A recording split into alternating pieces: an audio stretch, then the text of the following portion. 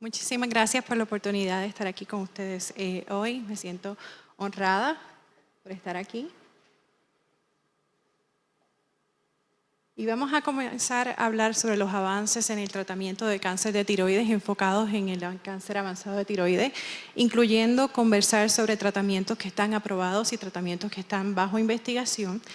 Y el objetivo de esta presentación es proveer un resumen de las opciones terapéuticas para cáncer avanzado de tiroides, definir el mecanismo de acción y complicaciones de terapias aprobadas y terapias que están aún bajo investigación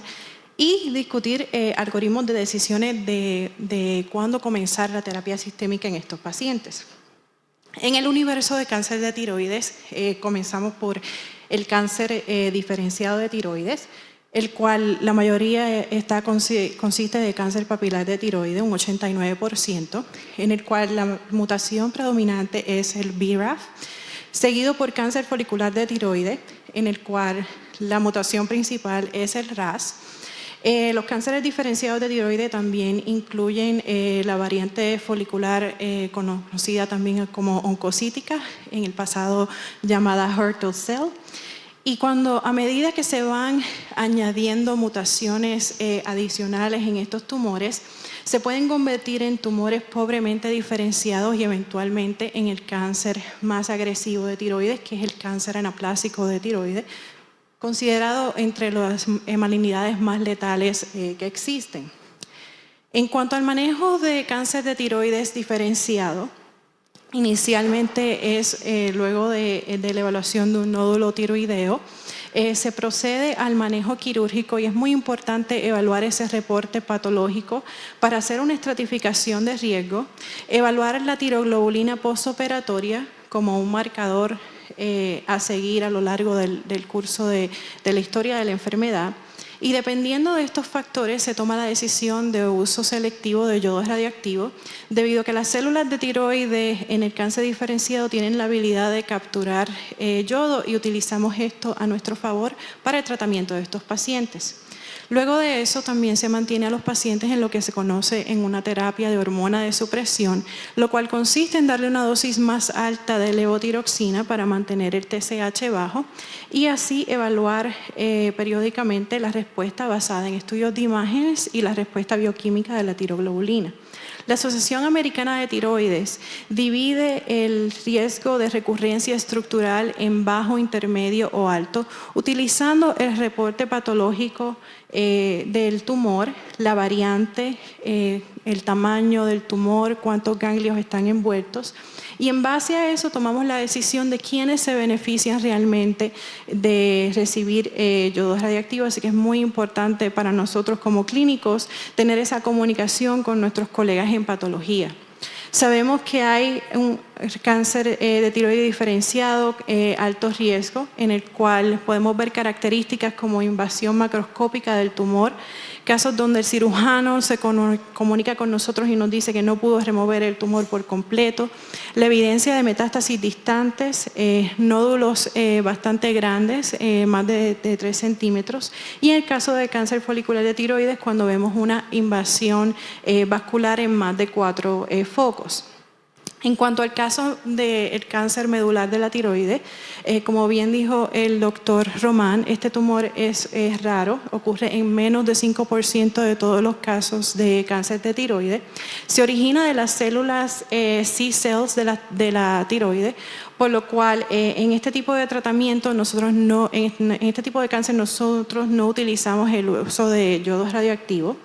25% de estos tumores son hereditarios por una mutación en el protoncogene RET, pero cabe destacar que en los casos que son esporádicos, o sea, no hereditarios, si enviamos a hacer análisis moleculares al tumor, el tumor puede tener en 40-60% también la alteración de RET y eso tiene implicaciones tanto prognósticas como terapéuticas.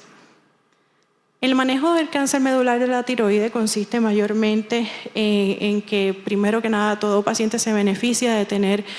pruebas genéticas para saber si es hereditario, tanto por implicaciones para el paciente, sino también como para consejería genética de sus familiares. El marcador que utilizamos para evaluar es la calcitonina y el CEA, y una calcitonina de sobre 500 es altamente sugestiva de que hay presencia de metástasis distantes, e inclusive si se hace el diagnóstico de cáncer medular preoperatoriamente, la extensión de la tiroidectomía es algo también a considerar, porque puede llevar también envolvimiento de remover ganglios linfáticos. Cuando nos dirigimos a hablar de cáncer avanzado de tiroides, esto se refiere a un menos de un 10% del cáncer diferenciado de tiroides, y aproximadamente un 67% de estos casos, o sea, 2/3 partes, se tornan radiorefractarios al yodo radiactivo, o sea, resistentes al yodo radiactivo. El cáncer avanzado de tiroides también incluye el cáncer medular metastásico y el cáncer anaplásico de tiroides. Y los lugares a los cuales es más común que podamos ver extensión o metástasis del cáncer de tiroides incluyen los ganglios linfáticos en el cuello, nódulos en el pulmón, lesiones en el hígado, metástasis en el hueso. Es importante ver cuán rápido se están duplicando los marcadores del tumor, pero obviamente saber que hay un grupo de pacientes en el cual los marcadores a veces no son totalmente confiables. Inclusive en el cáncer medular de la tiroides, el ver que los niveles del CEA o antígeno carcinoembriónico va subiendo más rápido que la calcitonina tiende a estar asociado con un pobre pronóstico. Y si hay un mensaje para la comunidad médica que a mí me gustaría que se llevaran hoy de esta conferencia,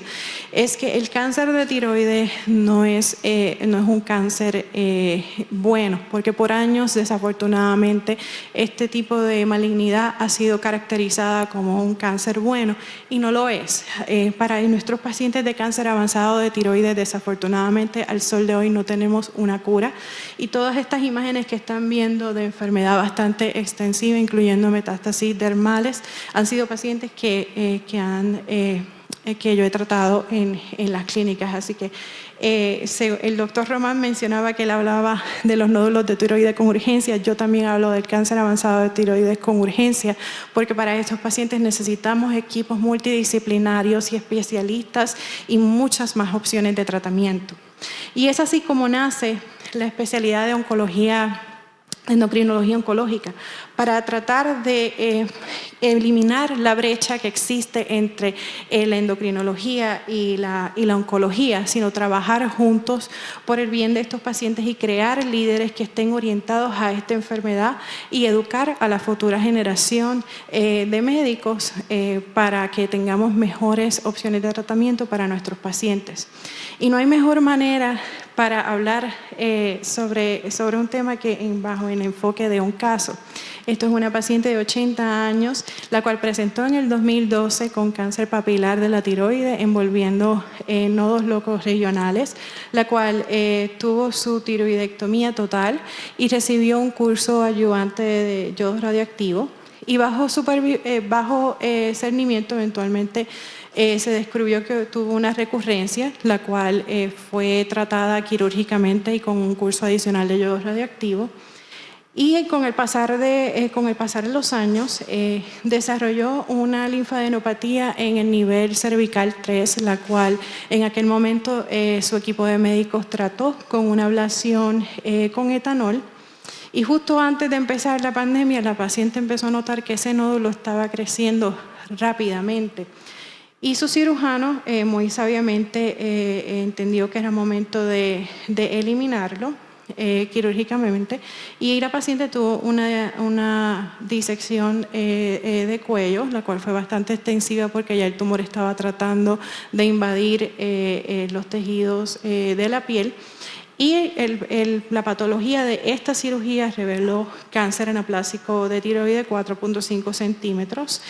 incluyendo también ya varios nódulos adicionales metastásicos, y es ahí donde la paciente va a un oncólogo médico y luego eventualmente es referida a mí para entonces cuidado extensivo, porque pues sus médicos estaban preocupados en cuanto a si iba a poder recibir tratamiento o no. Cuando hablamos de cuáles son las opciones de tratamiento para nuestros pacientes de cáncer avanzado de tiroides, siempre evaluamos, ¿verdad?, si la opción de cirugía es posible. Tenemos siempre que considerar también si es una oligometástasis o un área donde necesitamos un control rápido. El uso a veces de radiación focalizada, si es una metástasis solitaria, o terapias con láser, embolizaciones, e inclusive desde el punto de vista endocrinológico también el uso de bifosfonatos para las metástasis en hueso. Importante también considerar cuáles son los criterios que definen que un tumor se ha convertido en radiorefractario a yodo, y eso está indicado cuando vemos que los tumores nunca concentraron yodo o que a partir del tiempo pierden la capacidad de concentrar el yodo radioactivo. También si vemos una población heterogénea de tumores en los cuales unos están concentrando yodo radioactivo y otros no, eso también se considera. Así como también si un paciente ha recibido yodo radioactivo y está progresando rápidamente en los meses después de haber recibido el yodo radioactivo, eso también cumple criterio. Algunas fuentes consideran que si los tumores tienen una alta captación, un PET scan también es un indicador de resistencia al yodo radioactivo. Esta paciente, cuando se le hizo un PET scan, una vez tiene cáncer anaplásico de tiroides, como pueden ver, estaba con metástasis difusas, y sus estudios moleculares demostraron que tenía una alteración de BRAF, y más adelante vamos a hablar de cómo tratamos a esa paciente. Y es muy importante incorporar lo que es la medicina de precisión en estos pacientes. Los estudios moleculares van a ser el futuro en cuanto a estratificación prognóstica y de tratamiento. Vemos en esta imagen una célula tumoral de tiroides, en el cual en el borde pueden ver las tirasas de tirosina quinasas, para las cuales hay inhibidores que pueden, le llamamos los inhibidores de tirosina quinasa múltiple, o TKIs, por sus siglas en inglés, los cuales yo llamo como que son unas quimioterapias más generales, porque actúan en distintas áreas de la célula. Son muy eficientes y vamos a ir discutiendo los que están disponibles hasta ahora. Entre esos está el lenvatinib, sorafenib, cabozantinib. Se ha encontrado, como les mencioné, que en cáncer papilar de tiroides y también en un 40%, 45% de los cánceres anaplásicos, el BRAF es la mutación principal, y existen terapias como el dabrafenib, que es un inhibidor del BRAF, y el trametinib, que es un inhibidor de MEK, que es el próximo paso en la trayectoria metabólica, las cuales han probado también ser eficientes en estos tumores. Y existen también rearreglos genéticos o fusiones en red que pueden incluir, se pueden ver en cáncer diferenciado de tiroides, así como también fusiones en el gene NTRK, para las cuales hay terapias blanco o terapias dirigidas. Así que, ¿cómo identificamos esa mutación principal? Realmente en un mundo ideal sería tener secuenciación completa del tumor por NGS. Hay ocasiones donde, como este tipo de estudio tarda un cierto tiempo en poderse obtener, podemos teñir el tumor por inmunohistoquímica para saber si tenemos el BRAF, y eso tiende a tener un resultado mucho más rápido, lo cual es importante sobre todo en cáncer anaplásico de tiroides. Y también existe lo que llamamos las biopsias líquidas, que es una prueba de sangre, por la cual todavía nos queda estudiar un poco más la validez en cáncer de tiroides. ¿Cómo se evalúan estos pacientes previo a quimioterapia? Es muy importante saber todos los medicamentos que están tomando para evaluar para interacciones.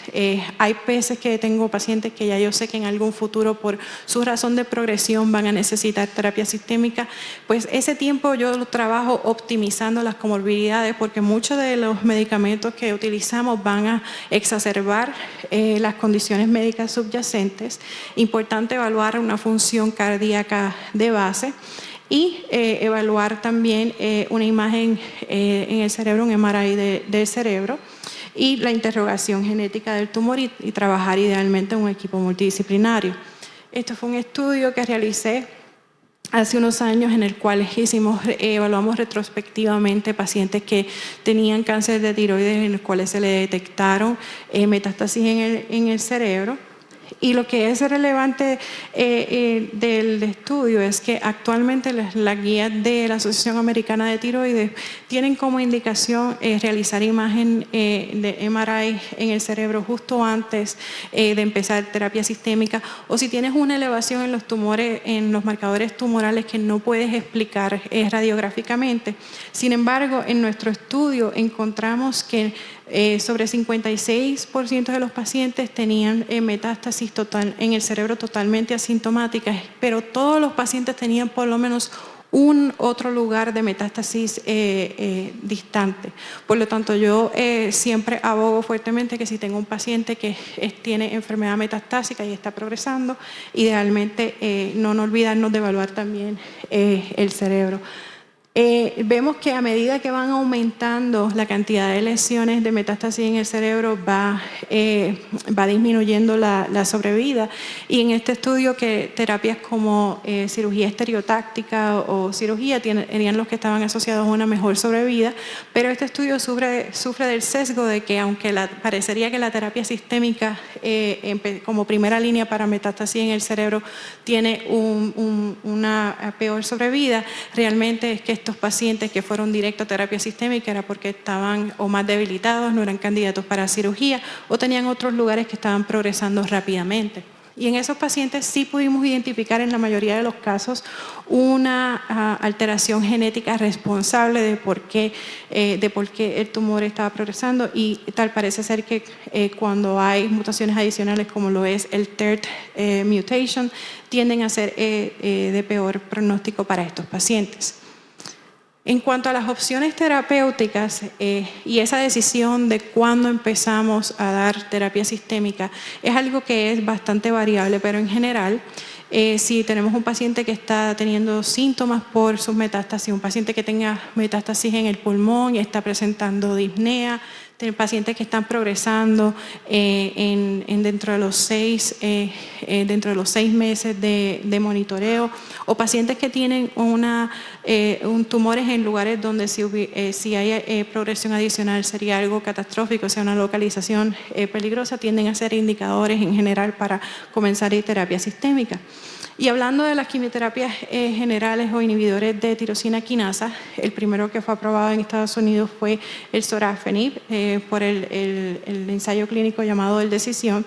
Y este medicamento logró mejorar la supervivencia libre de progresión o PFS por casi 11 meses versus 6 meses cuando se compara con placebo.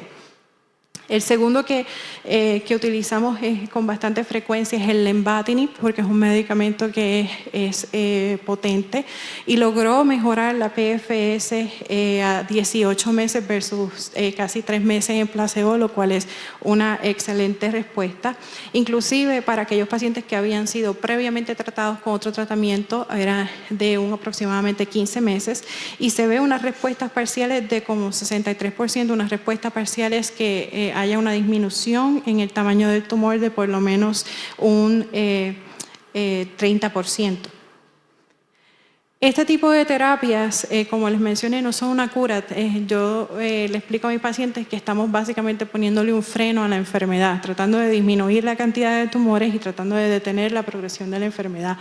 y raramente logran mejorar el overall survival o la supervivencia, pero sí en pacientes de 65 años, este medicamento en particular se ha probado que ha logrado mejorar la supervivencia y la dosis aprobada es de 24 miligramos, pero aun cuando son medicamentos en los cuales con un manejo agresivo de los efectos secundarios y un monitoreo cercano, sobre todo esas primeras 6 a 8 semanas de iniciación del tratamiento, sí vemos efectos secundarios, ¿verdad? Como les mencioné, son unas terapias que yo llamo generales, tienen un efecto también antiangiogénico en los vasos sanguíneos que apoyan al tumor y por eso se ve bastante hipertensión, diarrea, pérdida de peso. Y inclusive hay que tener mucho cuidado con el QT, los medicamentos concomitantes en los cuales están estos pacientes y un historial completo de las comorbilidades, por ejemplo el cabozantinib que está aprobado para cáncer medular de la tiroides, tiene riesgo de fístulas y de hemorragias. Han habido estudios más pequeños con otros medicamentos como el axitinib, el sunitinib y el pazopanib, y aunque no han logrado indicación para cáncer de tiroides, sí hay unas respuestas módicas y es importante porque muchas veces estos pacientes ven múltiples líneas de terapia y también vivimos en tiempos donde a veces el acceso a medicamentos puede fluctuar y es importante pues saber que toda la información es importante. Yo personalmente he utilizado pazopanib off-label en pacientes geriátricos con buena respuesta. En cuanto al cáncer medular de la tiroides, hablando de los TKIs, el vandetanib logró una PFS de 30 meses en comparación con 19 meses versus placebo, y aunque ese número suena fantástico, hay que tener en cuenta que el diseño del estudio incluyó pacientes que no necesariamente estaban progresando. Así que cuando comparamos con la contraparte, cabozantinib, el cual ha sido aprobado también para cáncer medular de la tiroides, la progresión, el tiempo de supervivencia libre de progresión o PFS fue de solo 11 meses, pero es porque este estudio sí incluyó pacientes que estaban con cáncer metastásico de medular progresando o que no eran resectables. Y muy importante que no solamente vimos esta respuesta, sino que también se observó que en pacientes que tienen la alteración RET918 tuvieron una mejor overall survival versus placebo al ser tratado. Igualmente han habido estudios de otros TKIs en cáncer medular de tiroides con respuestas módicas. Y no podemos hablar de cáncer medular de tiroides sin mencionar el gene RET, el protoncogene RET. Y esta tirosina quinasa tiene obviamente su componente extracelular e intracelular, y dependiendo de dónde ocurre la alteración en el gene RET, ese codón específico puede darnos información pronóstica, así también como clínica, no solo en los casos que son hereditarios de neoplasia endocrina múltiple, sino también en aquellos que tienen la alteración somática. Usualmente el 918 está asociado con un pronóstico más negativo. En cuanto al cáncer avanzado medular de tiroides, la manera en la cual yo evalúo a estos pacientes al momento de decidir con cuál agente voy a empezar, si tengo la información sobre el RET, si es un RET positivo, la primera línea que considero es un inhibidor de RET como el selpercatinib o el prazeltinib, y en los casos que son RET negativos, entonces nos vamos con un TKI como vandetanib o cabozantinib, y todavía no tenemos data en cuanto a secuenciación, con cuál es mejor empezar primero, pero eso debe venir con los próximos estudios. Los inhibidores de RET han venido a revolucionar el manejo de cáncer medular de tiroides, no solamente por sus respuestas profundas, sino también por la tolerabilidad. El estudio que llevó a la aprobación del selpercatinib fue el libreto 001. No nos debe sorprender que la mayoría de los pacientes de cáncer medular que estuvieron incluyendo tenían la alteración de RET918. Y estos estudios también incluyeron pacientes con cáncer diferenciado de tiroides que tenían también una fusión en el gene RET. Y como podemos ver, las respuestas objetivas fueron de sobre 60%, casi 70%, que eso es bastante impresionante, incluyendo pacientes que tuvieron una respuesta total en un 5%, o sea, una desaparición completa de tumores cuando hablamos de cáncer medular. Y en este tipo de gráficas que llamamos un waterfall plot, cada una de esas líneas de colores representa a un paciente y cuando las líneas están hacia abajo significa que hay una respuesta positiva al medicamento. Cuando cruza sobre el 30% es lo que se llama una respuesta parcial. Cuando llegamos al 100% es una desaparición completa del tumor. Así que son respuestas sólidas, overall, tanto en pacientes que habían sido previamente tratados con otros TKIs como también en pacientes que recibieron esta terapia como primera línea. Y su efecto, el profile de los efectos secundarios es mucho más tolerable. Siempre hay que monitorear las enzimas del hígado que tienden a ser bastante sensibles a ser elevadas por estos medicamentos. Hay que monitorear el QT y los conteos celulares, pero en comparación con los TKI generales, muchos de los pacientes que han visto ambas terapias ven una diferencia en la calidad de vida cuando están en un RET inhibitor. Uno de los pacientes que tuve la oportunidad de tratar también es evidencia de que este tipo de terapia no solo nos ayuda con el control, con la carga tumoral, sino que también el cáncer medular, al ser un tumor neuroendocrino, puede resultar en un síndrome paraneoplástico de hipercortisolismo o Cushing ectópico. Y vimos que al administrar el medicamento también hubo una respuesta en el control del cortisol y se pudieron eliminar las terapias bloqueadoras de cortisol en un caso de un paciente que estaba críticamente enfermo por el Cushing's. Pero como todo medicamento, siempre pueden ocurrir reacciones adversas serias, entre las que se han visto en los RET inhibitors incluyen neumonitis y una reacción también de hipersensitividad. Esto fue un paciente que al estar en tratamiento varias semanas con el RET, llamó a mi oficina y me dijo: doctora, me estoy sintiendo con mucho dolor en el cuerpo, tengo fiebre, tengo dolores de cabeza, algo no anda bien. Rápido lo evaluamos y notamos que sus enzimas del hígado habían hecho un cambio drástico. Descartamos infección y se diagnosticó con una reacción de hipersensitividad para la cual hay un manejo ya predeterminado. Se detienen medicamentos, se administran esteroides y eventualmente cuando el paciente ya ha recuperado puede reiniciarse la terapia a una dosis más baja y actualmente el paciente lleva en una dosis reducida y continúa en tratamiento respondiendo. El otro medicamento que está actualmente aprobado como RET inhibitor es el prazeltinib y el diseño del estudio ARROW es muy similar al libreto que estudió el selpercatinib, incluyendo no solo pacientes con cáncer medular de tiroides, tanto previamente tratados con TKIs como uso de primera línea, así como también cáncer diferenciado de tiroides o cáncer que tenía la presencia de un arreglo en RET. Y las respuestas son bastante similares, nuevamente pasan de un alto por ciento, incluyendo en los pacientes previamente tratados. Así que son lo nuevo que ha llegado en la avenida para este tipo de cáncer. Y esperamos que inclusive hay en investigación segundas líneas de terapia para cuando los pacientes comienzan a progresar o desarrollar resistencia a ellos. En cuanto a cáncer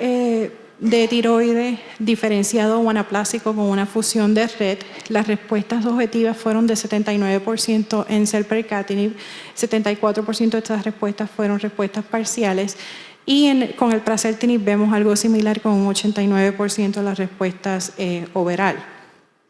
Como les mencioné, la presencia del BRAF es muy importante evaluarla en cáncer anaplásico de tiroides de una manera rápida porque este medicamento ha venido a traer un rayo de esperanza para los pacientes de cáncer anaplásico de tiroides. Ha conseguido aprobación de la FDA al obtener respuestas de un 69% en cáncer anaplásico de tiroides y mejorar la sobrevida de estos pacientes. La inmensa mayoría sí logran entonces sobrepasar un año. Y se anticipa que en el futuro los estudios están revelando una experiencia muy positiva al combinarlo con inmunoterapia. En cáncer diferenciado de tiroides, especialmente los estudios en papilar, sí han mostrado que hay también respuestas y de hecho en Estados Unidos se aprobó con aprobación agnóstica reciente en el 2022. Y en cáncer papilar de tiroides la diferencia es que sí se puede utilizar el dabrafenib como monoterapia y versus la combinación dabrafenib-trametinib, y las respuestas son bastante similares, así que se individualiza bastante al paciente. Sin embargo, en cáncer anaplástico de tiroides siempre debe ser la combinación dabrafenib y trametinib para aquellos pacientes que tienen la alteración de BRAF. El cáncer anaplástico de tiroides se considera agresivo y por eso su estadio es caracterizado ya como un estadio 4 en todos los casos. 4A es un tumor que es operable y luego se procede con quimiorradiación. 4B es un tumor que es locorregional más agresivo e históricamente pues las opciones que teníamos era quimiorradiación. Pero actualmente para aquellos pacientes que son BRAF positivos, se ha visto, este algoritmo es de la Asociación Americana de Tiroides, se ha visto que se puede utilizar el dabrafenib y trametinib y estos pacientes tienden a tener una respuesta bastante rápida, inclusive a veces me llaman a la oficina 2 o 3 días después de empezar el medicamento, que sienten ya mucho menos dolor en el cuello y pueden tragar mejor. Muchas veces nos ayuda a evitar una traqueostomía y se puede realizar lo que se llama un enfoque neoadyuvante, que es básicamente convertir un tumor que antes era inoperable o que hubiese tenido una cirugía altamente mórbida en algo que es mucho más manejable, como pueden ver en los recuadros de la izquierda, basado en la publicación del grupo de MD Anderson. Y eso es importante porque al nosotros no tener cura para estos tratamientos, si logramos eliminar esa carga tumoral bastante grande en el cuello, podemos evitar las complicaciones que muchas veces tienden a ser fatales de otra manera. Todavía nos queda mucho camino por recorrer, sobre todo para los pacientes que son BRAF negativos. Y en el estadio 4C vemos que en estas últimas guías se incorporó también las terapias blanco o targeted therapies, incluyendo no solo el dabrafenib y trametinib, sino los medicamentos que van dirigidos a las fusiones de RET o NTRK si están presentes. Este fue el ejemplo del caso de la mujer de 80 años que les comentaba que había presentado con enfermedad metastásica. A la izquierda ven el PET scan de inicio, a la derecha tienen el PET scan luego de 3 meses de tratamiento de dabrafenib y trametinib. Lleva 3 años en tratamiento. Obviamente siempre hay sus altas y sus bajas por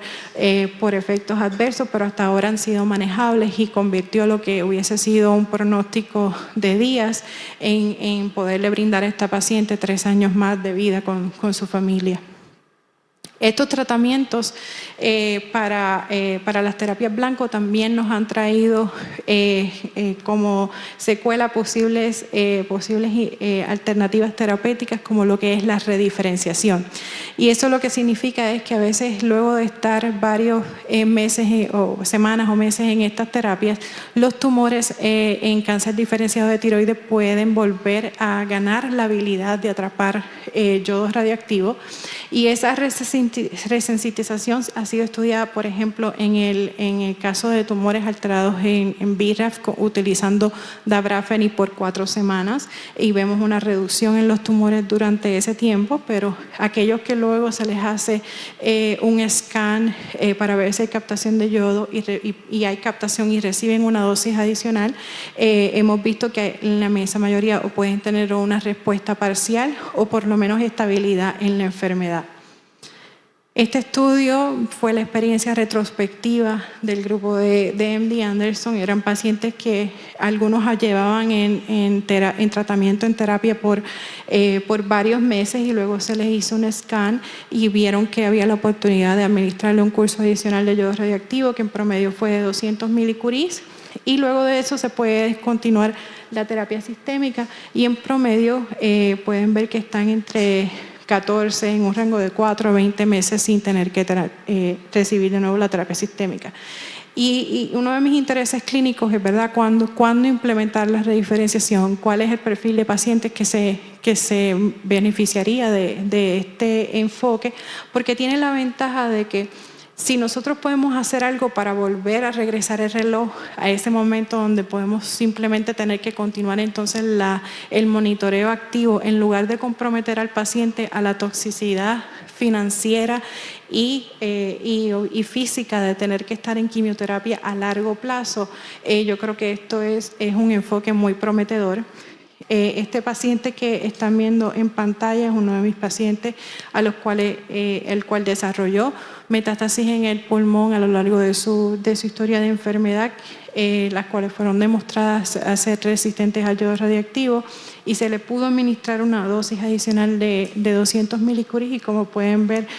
sí tuvo captación en el pulmón. Ahora mismo el paciente está fuera de tratamiento, ya va para 1 año sin necesitar quimioterapia adicional o ninguna otra intervención adicional, y su estado físico y función pulmonar se han mantenido bajo control. En este tipo de rediferenciación no solo la hemos visto en tumores positivos al BRAF, en tumores que están dirigidos por RAS, se hace con un MEK inhibitor, así como también pronto se va a abrir un estudio multicéntrico en los Estados Unidos para ver la implementación de rediferenciación cuando hay una fusión de red. Esta es una de mis pacientes que tiene 26 años y estaba teniendo progresión de sus nódulos en los pulmones. No nos debe sorprender que en los pacientes jóvenes hay una presencia más alta de frecuencia de lo que es las fusiones en red y en TRAC. Sus tumores tenían una fusión en red, por lo cual ella estuvo en un inhibidor de red por 3 meses, tuvo una respuesta significativa en cuanto al tamaño de los tumores, como pueden ver entre el CT scan superior versus el inferior. Y de no tener captación en yodo, a la izquierda pueden ver el scan previo a la terapia, donde se ve una captación impresionante de los nódulos en el pulmón. El derecho es el post-terapia. Actualmente le hemos estado dando seguimiento continuo y ella permanece asintomática y sus niveles de tiroglobulina continúan disminuyendo, y el CT scan no muestra ningún tipo de progresión. Para aquellos pacientes que tienen una fusión en NTRK, existen medicamentos dirigidos también como el larotrectinib, que igual a los RET inhibitors, su perfil de efectos adversos es mucho más tolerable. Siempre hay que tener muchísimo cuidado con lo que es enzimas del hígado, fatiga, pero son bastante manejables, y como pueden ver también las respuestas bastante profundas en un 86% de manera global. Y similarmente ya hay reportes en la literatura donde hay nuevamente captación en yodo radiactivo en cuanto estos pacientes reciben este tipo de terapia blanco. Usualmente lo vemos tan temprano como en 4 semanas. En este case report lo vieron en 3 semanas.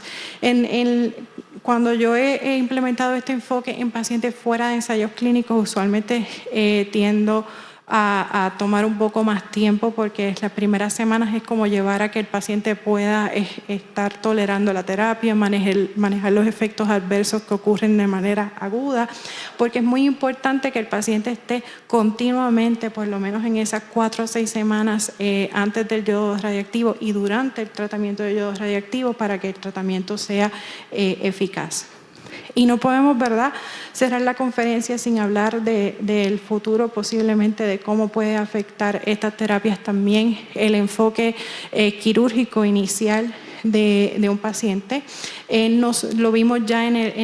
el enfoque no adyuvante en cáncer anaplásico de tiroides. Se ha comenzado a reportar también en cáncer medular de la tiroides que llevan una alteración en el gen RET. Este caso está publicado en la literatura utilizando selpercatinib. Como pueden ver, unos tumores que eran bastante